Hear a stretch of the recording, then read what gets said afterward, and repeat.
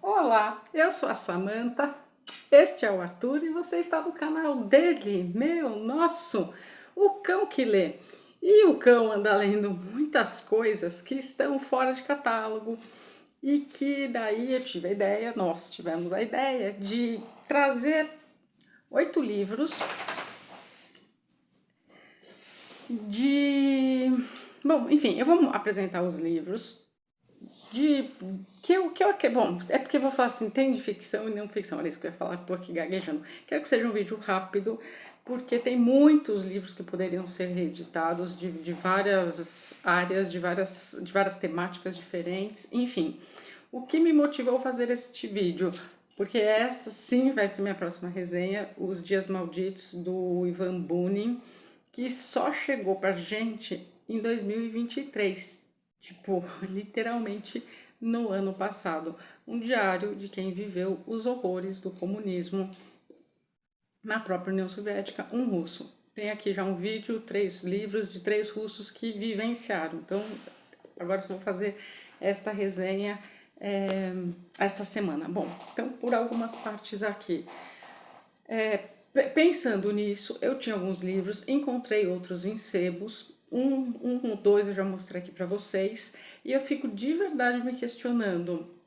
Sim, eu sei, eu poderia citar vários outros que estão fora de serem reeditados faz tempo, principalmente na área de psicologia, que tem livros novos saindo, sim, mas os livros da época que eu estudei já você só acha em sebo, quando acha, enfim, uma pena, porque são livros excelentes e realmente é só ver as pessoas garimpando, procurando em sebo, enfim. Nesta leva, eu pensei, né, bom, deixa eu mostrar primeiro, e por que eu acho importante? Porque são... Bom, eu vou mostrando que daí fica mais fácil, que daí eu vou desenrolando o pensamento. Pois bem, encontrei, adorei, tá aqui o senhor Vladimir Voinovich. Voinovich é nome russo, gente, a gente vai assim, né? Vai na sorte. Mas o senhor Vladimir, este senhor, escreveu uma distopia que eu ainda não acabei de ler, eu estou no primeiro terço do livro. E assim, editora Record, então assim, tem os direitos autorais em mãos, poderia voltar a reeditar. Moscou 2042, que livro sensacional, tem viagem no tempo e é uma distopia ao mesmo tempo. Por quê? Ó, para vocês verem aqui a capa, aqui tá escrito assim, ó, uma paródia do 1984 de Orwell por um gênio russo da sátira. Aí você vai falar, do que se trata esse livro? Pois é, este livro então seria assim do agrado de todos e por muitas partes aqui. Bom, como eu disse, estou no primeiro terço, então eu não posso falar muito. O que eu posso, porque eu não sei como termina, eu não vou falar é incrível não, porque um terço só de um livro de 388 páginas, com a fonte ok, enfim, não tem nada demais, só precisava de uma reedição.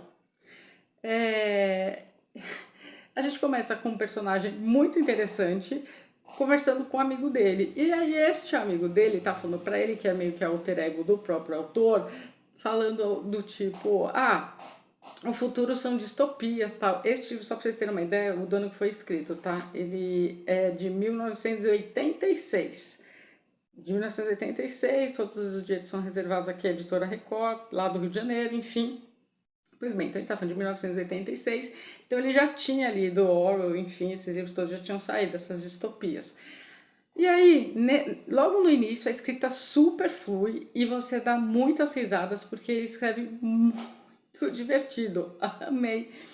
Enfim, e aí o amigo desafia ele, né, numa conversa, o amigo começa a falar, o futuro vai ser tipo escrever livros sobre viagens no tempo, né, enfim, mencionando, sem mencionar tão claramente, mas em alguns momentos sim, Orwell.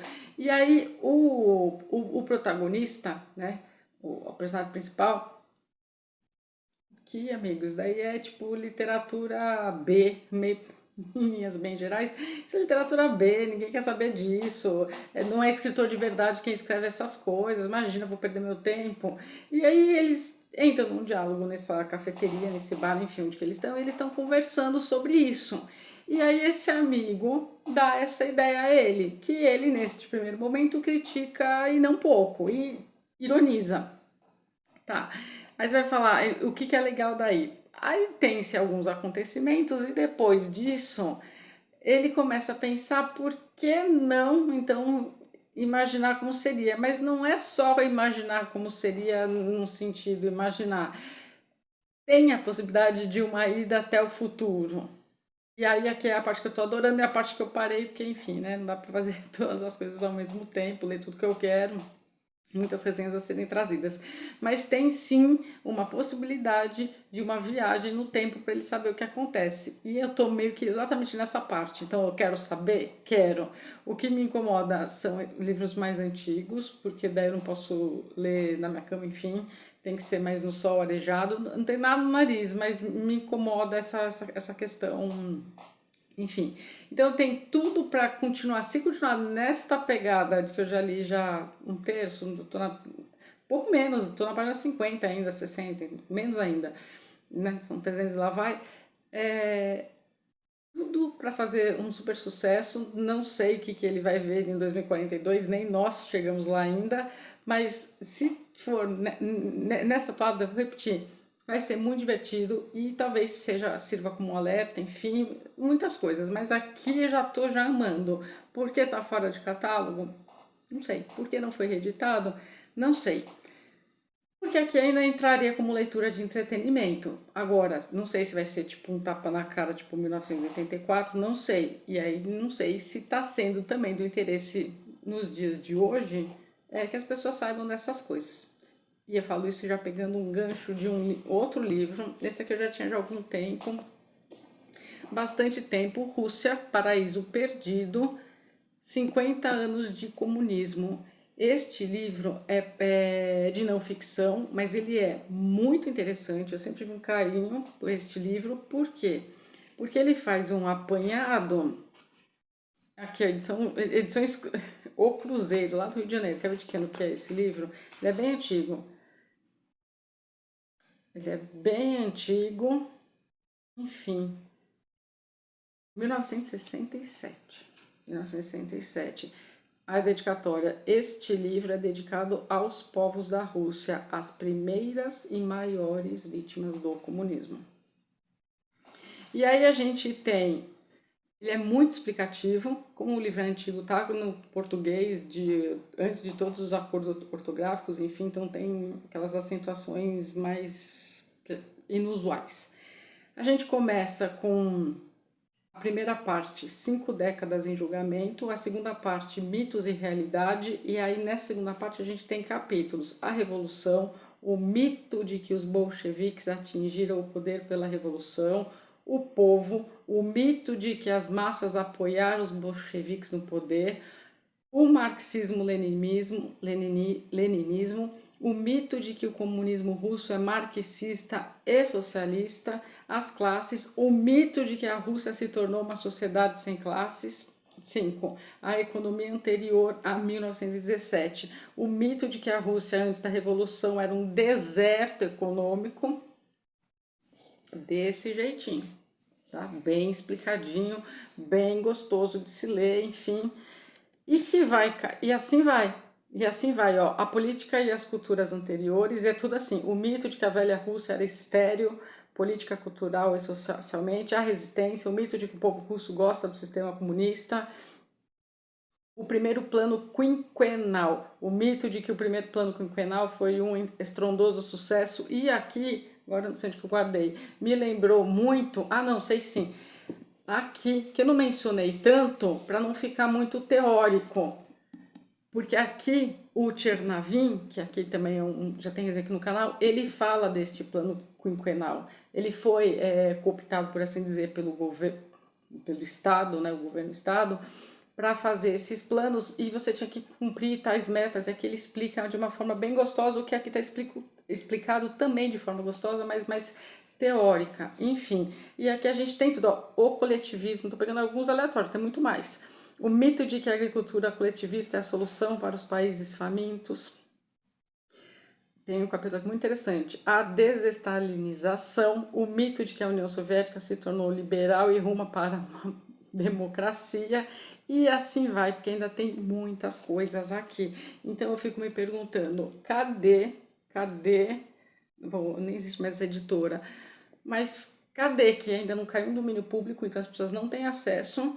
Cadê que, eu te pergunto aí, deixa aqui nos comentários, você já tinha ouvido falar? Rússia, Paraíso Perdido? Pois é, cadê os estudantes de história que, sei lá, não mandam cartinha? Eu sei, o Nício já deixou aqui escrito para mim que precisa de não sei quantas pessoas curtirem e tal para pedir para alguma editora reeditar, mas eu fico me perguntando, numa época em que as pessoas estão defendendo o comunismo, convém um livro desses que está mostrando, sem mencionar já todos os outros vídeos que tem aqui no canal, convém mostrar que não deu certo e está explicado para e passo do porquê não deu certo? Convém as pessoas saberem?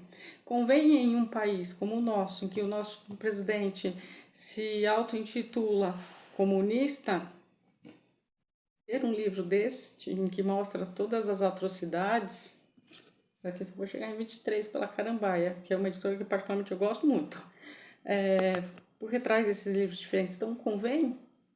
E não só esse do Bune, e não só na União Soviética. Eu trouxe aqui os livros de contos reais do Bune, da Coreia do Norte. Vou trazer o Gulag chinês também. Enfim, não deu certo. Não tem mais muito o que falar, né? A teoria ela foi aplicada. Enquanto estava no papel era uma coisa, vamos colocar assim, que teoria estou falando? Estou falando do Manifesto Comunista. Vamos pegar onde eu até coloquei 3 livros que mudaram o mundo, porque mudou, o mundo mudou, a vida das pessoas mudou muita coisa, né? Não só a vida das pessoas, como cindiu o planeta em 2. Enfim, então me pergunto, é do interesse? Fica aí para você pensar. Se você achar, enfim, der a sorte de achar em um sebo, não deixe passar em branco. Um outro, esse aqui foi mais recente, ele saiu depois, acho que nos anos 80, os bolcheviques. Você vai falar, eu já ouvi esse nome, tá? Todos nós escutamos no colégio, só que a gente dá não atenção devida, porque não dá pra gente ir a fundo em tudo o que foi, o que significou, representou os bolcheviques.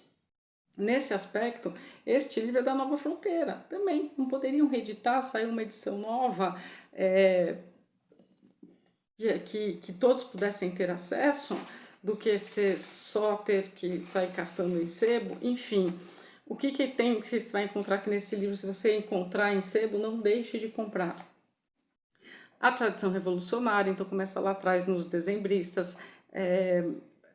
A gente tem aqui o aprendizado, é tudo dividido por partes, e cada parte tem seus capítulos. Então, por exemplo, no aprendizado a gente tem Sibério, marxismo, aí a gente vai, aí vou pulando, aí tem a Revolução e Reação, a Revolução de 1905, o declínio, os anos de espera, que é 1908 e 1917, e aí vou mostrar de novo o Bune, que eu farei a resenha aqui, Dias Malditos, que ele escreve, é um diário escrito entre os anos 1918 e 19. Aí aqui a gente tem cisões e escândalos, o cenário mundial entre 1912 e 1917, uma parte chamada 1917, uma revolução bondosa e delicada, rumo ao grande outubro, o estadista, o ditador, os dois mundos do comunismo e as derradeiras lutas. Tudo aqui explicando, aqui ó, os bolcheviques, história política, intelectual e biográfica da Revolução Russa e de seus líderes. É um calhamaço que explica muito do que aconteceu com todas as pessoas que lá estavam. Quando você pega aqui e acresce a isso, você fala assim, não tem como uma pessoa em sã consciência continuar defendendo um regime que já foi provado que não deu certo. E não é porque eu que estou falando, porque eu não conto. Quem somos nós? De novo, vou repetir isso, eu já falei em algum vídeo.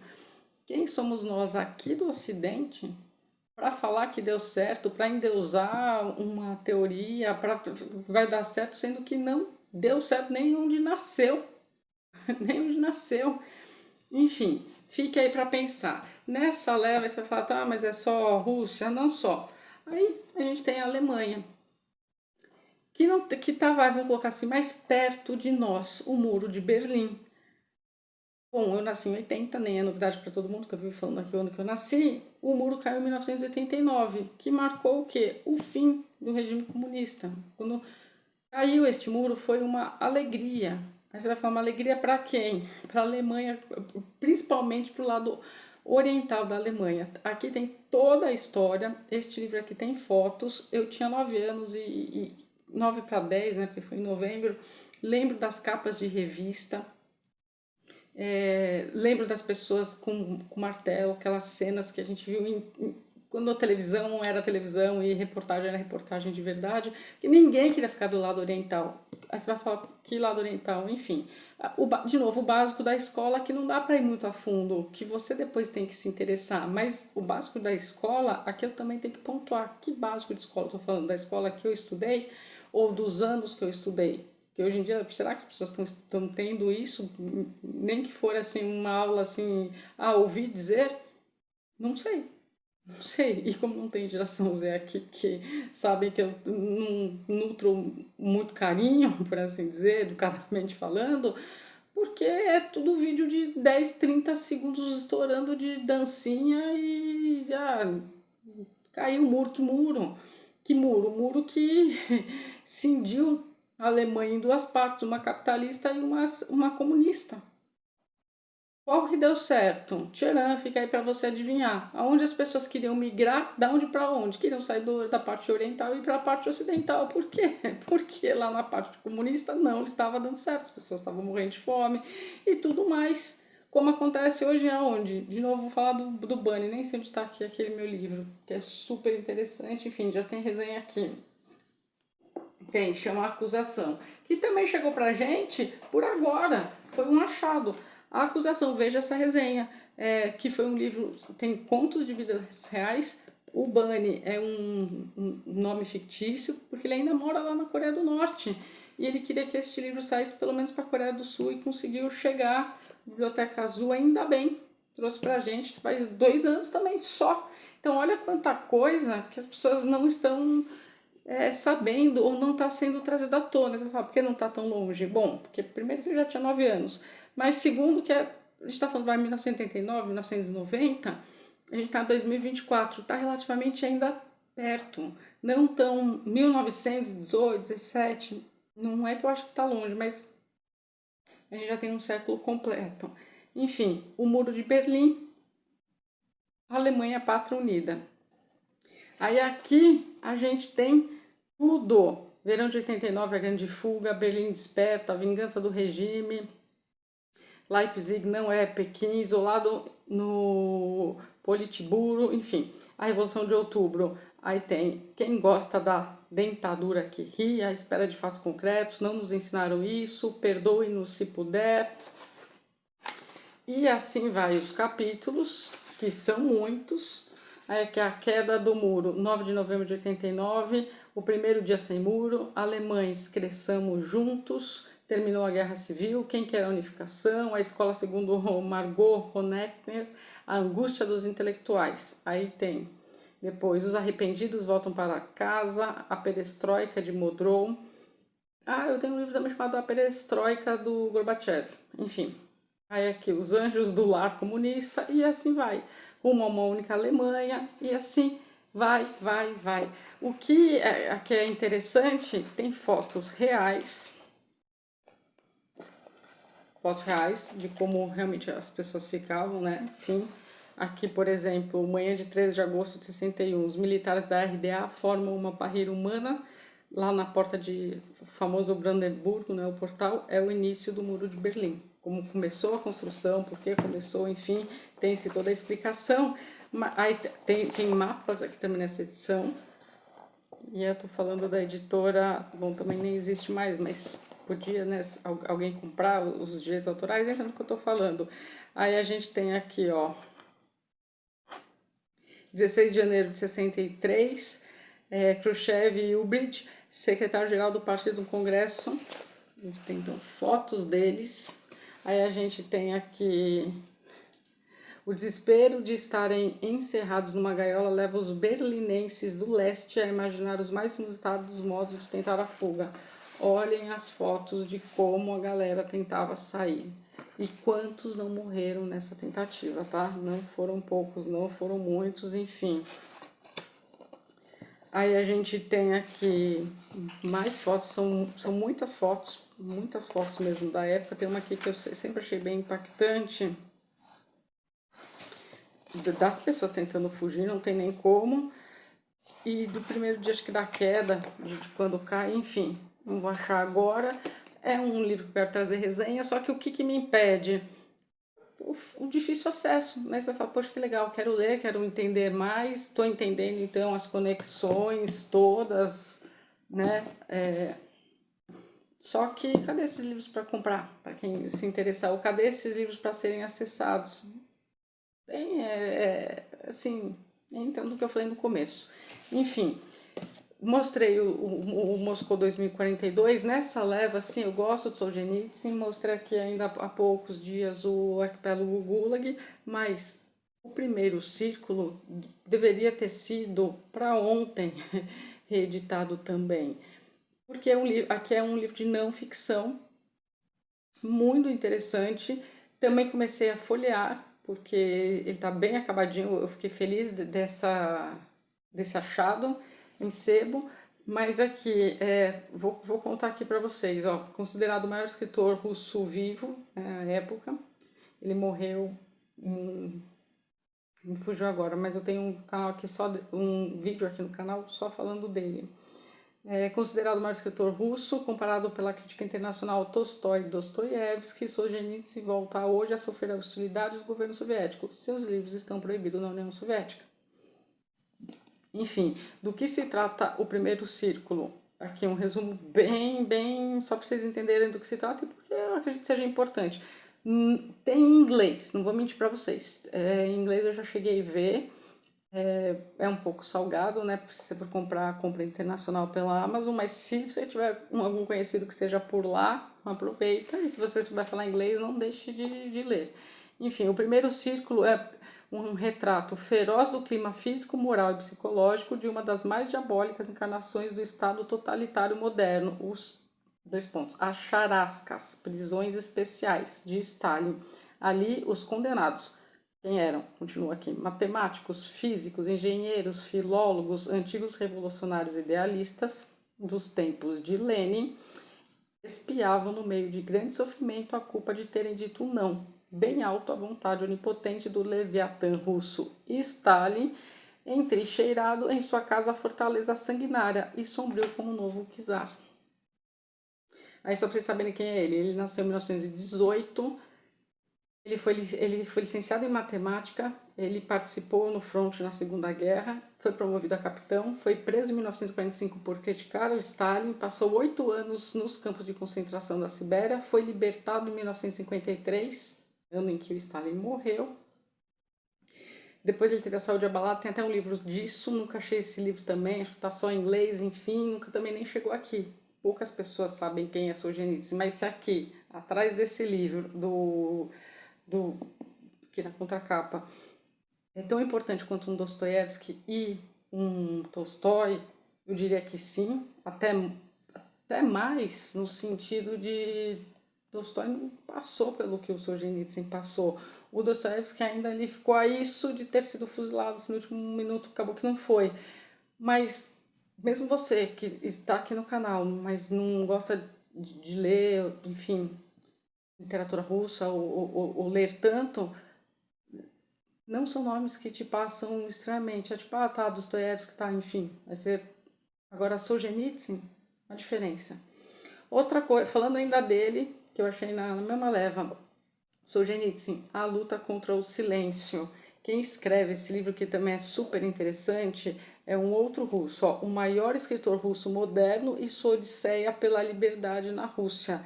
Gente, não deixem de jogar aqui na internet. Tem, se eu soubesse pôr o link, poria. Quem souber, pode deixar aqui nos comentários.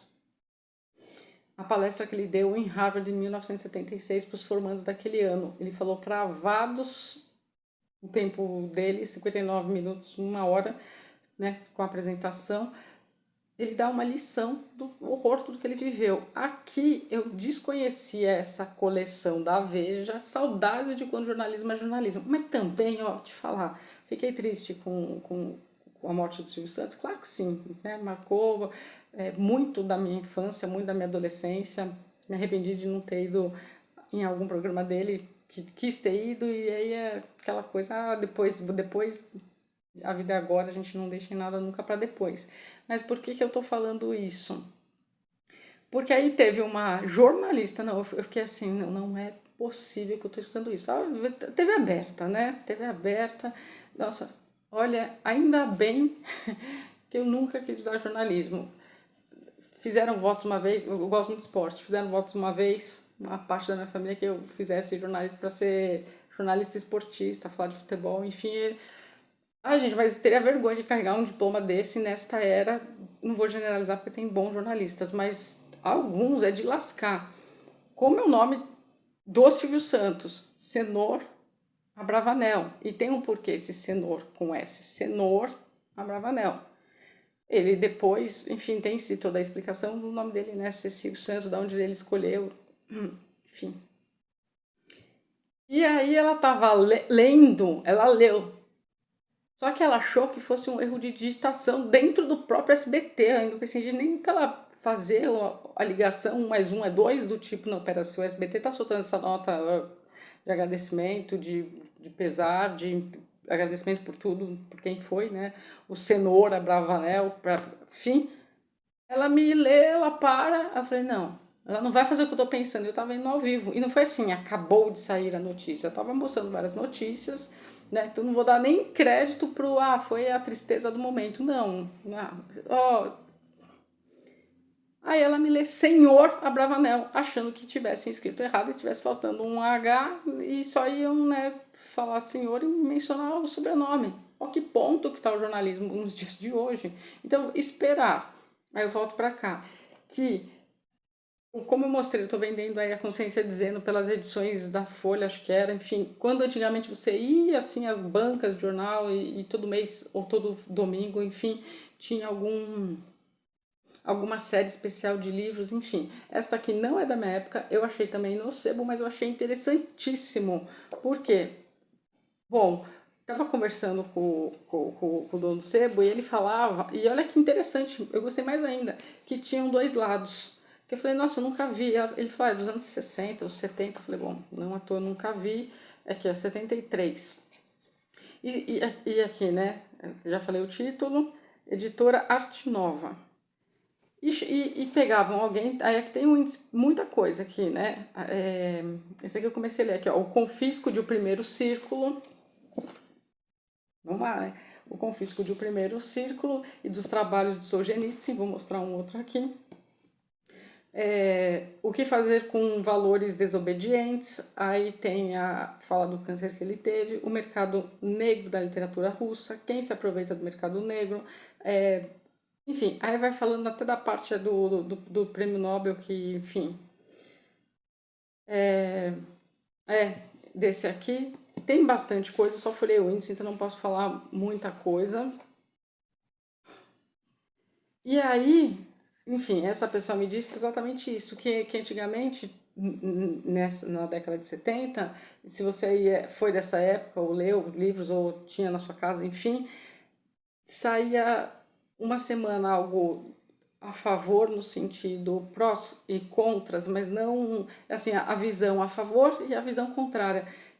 Você vai falar cindido, não como a gente vive hoje, né, em que tem canais que só detesto gíria, mas passam pano para um lado, passam pano para o outro. Não, aqui era como se fosse mais, pelo que eu entendi, um exercício de pensar, do tipo, bom, aqui alguém está falando isso sobre o Solzhenitsyn, mas baseados em fatos, em história, enfim, não é assim, estou falando porque gosto ou estou falando porque não gosto. E não tinha outra parte, senão eu teria comprado, óbvio que sim, para saber, então, peraí, quem pensa o contrário está levantando que pontos, quais questões, esse tipo de coisa, enfim, mas daria para ser, para Veja voltar a fazer isso? Daria, tem interesse em fazer. daria para pelo menos alguma editora comprar o direito autoral, pegar, já que quem escreve é um autor falando dele, e trazer mais à tona este nome minimamente? Daria, né, gente? Já expus no começo. Aqui já disse, esse livro eu paguei também R$ 5, nunca foi lançado no Brasil, acho que eu vi 2 resenhas aqui, com uma edição de português de Portugal. Esta é uma ediçãozinha que eu achei no sebo, que é Um Dia na Vida de Ivan Denisovich, do Solzhenitsyn também, que é ficcionado, né, Um Dia de Prisão. É um livro curto, e aqui era do Clube do Círculo, também, enfim, eu só vejo as pessoas às vezes saudosas falando também, foi um clube da década de 60, 70, que eram todos pequenininhos assim, e capa dura, e tinha a história dentro. Gostei, tô para fazer essa resenha, depois vou vender esse livro a R$ 5. Veja aí meu vídeo de unboxing de livros diferentes, 27 livros a R$ 20, mais de 27 livros, enfim, tudo tô vendendo. Alguns as pessoas já me escreveram, então se você se interessar, me escreva no e-mail aqui do canal, que daí eu respondo e envio. Enfim, se esse círculo já nem existe mais e está aqui escrito proibida a venda para quem é de fora do círculo, cadê? Alguém para reeditar ou para fazer um clube de livros de fato que fazem pensar e não endeusar ou enviesar para um lado muito obscuro da história, né? Bom, aí o último, na leva de psicologia, livros de psicologia acabam muito rápido, mas não vai fugir ao tema. Editora Cutrix era excelente. Esse meu exemplarzinho tá velho. E eu só fui dar mais atenção depois que eu saí da faculdade, porque eu comprei pelo título lá atrás. Enfim, experiências psíquicas além da cortina de ferro. Do que se trata? São três partes, com vários capítulos cada parte. A primeira fala da Rússia, a segunda fala da Bulgária e a terceira fala da Tchecoslováquia. Ou seja, na parte da Bulgária, você vai falar, tem uma coisa que eu conheço, aqui ela não é chamada assim, mas aqui fala até da Baba Vanga, e aqui eles usam outro nome, enfim, tem alguns trechos aqui já grifado. Tem muito experimento que foi feito, mas muito e não pouco. E aí aqui atrás, só para vocês entenderem, experiências psíquicas, além da cortina de ferro, as autoras. No verão de 1968, jornalistas de verdade e pesquisadoras americanas visitaram a União Soviética, a Bulgária e a Tchecoslováquia, com o propósito de estudar os programas de pesquisas psíquicas que vêm sendo realizados em laboratórios dessas nações. Agora revelam elas pela primeira vez no Ocidente fatos surpreendentes e apresentam aos homens que estão promovendo a exploração das faculdades desconhecidas do homem. Os soviéticos já dominaram a encarnação artificial, já treinaram animais e induziram hipnose por meio de telepatia e já filmaram a telecinese, que é o domínio da matéria pela mente, em seus laboratórios. Neste livro, o leitor brasileiro travará conhecimento com gente fora do comum. Aí aqui, ó, Wolf Messing, refugiado polonês que provou seus poderes psíquicos a Stalin, Nikolaev, o sensitivo mais testado da União Soviética, a dona de casa moscovita que faz objetos moverem-se sem tocá-los, a vidente cega da Bulgária, né, que a gente for conhecida como a Baba Vanga, e muitas outras pessoas extraordinárias. Aqui também são apresentadas novas e incríveis invenções.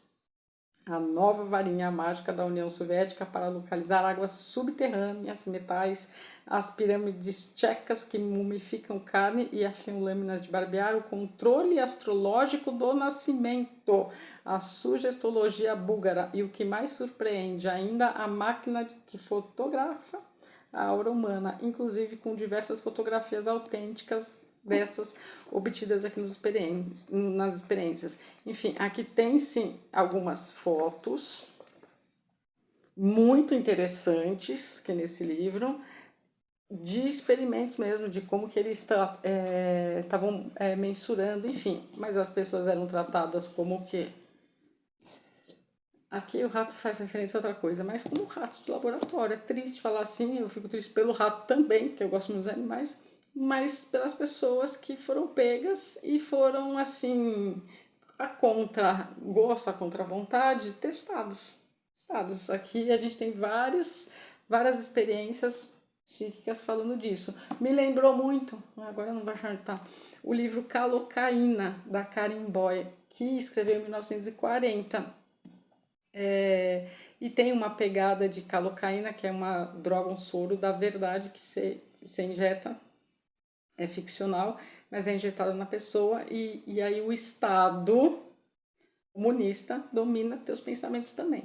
Enfim, já ficou muito longa essa apresentação de dicas de livros que eu gostaria muito que fossem reeditados por quaisquer editora fossem, ou que viessem esses livros, que fossem mais falados, para nossas discussões ficarem mais ricas, para que as pessoas parassem de ver um viés só. Né? Só um viés ou só um lado, ou tomar por certo aquilo que, não, é legal, vamos todo mundo ser igual, vive o coletivismo, quem não é a favor disso é nazi, fascista, não é nada disso. Enfim, então tá aqui livros que eu considero como raros, porque não estão mais circulando no mercado, uma pena. Aqui já deixei minha indignação, já mostrei para vocês. Virem qualquer um desses, será uma excelente aquisição para vocês. Gente, é isso. Até os próximos vídeos aqui do canal Com Que Lê. Esta vai ser a próxima resenha. Vai sair agora. Era para ter saído. Fiz esse vídeo, acabei fazendo depois da arrumação dos livros que estão aí para serem vendidos.